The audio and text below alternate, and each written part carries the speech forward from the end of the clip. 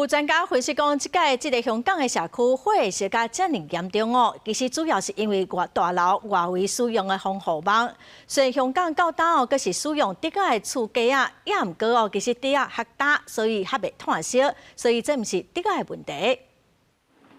火星夜夜杯，大火烧连续炭烧7栋大楼。香港防护院拜三发生严重的火灾，目前已经造成44个人死亡，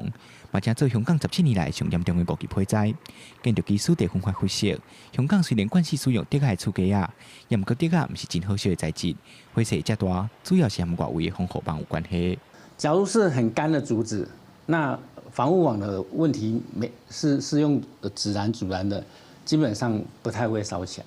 它虽然很干燥的地方不太容易点火起来，可是因为你整个防护网都整大片烧起来了，所以它竹子它就是一个易燃材。电风法表示，目前世界上大部分的国家拢已经使用钢铁的厝架啊，香港到大要使用竹仔的厝架啊，上主要是和竹仔成本低又个方便有关系。另外，若是要用钢铁结构，就需要一个时间的空间，也毋过香港的建筑伤密，爱用竹仔才有法度省空间。大家都知道，难免工地施工，有可能工人会抽烟，休息的时候抽烟，或者是说，他用一些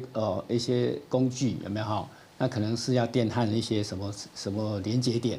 那都有火苗。那万一有火苗的时候，就是会有风险。电风法讲，无论是使用竹仔，也是钢铁的厝架啊，本身的结构拢无问题。若是要防止火灾，上主要也是防护网，就要使用防火材质，千万唔通为着省成本，就违反法律的规定来使用一般的防护网，互悲剧发生。记者桂宗林、郑俊佑台北报道。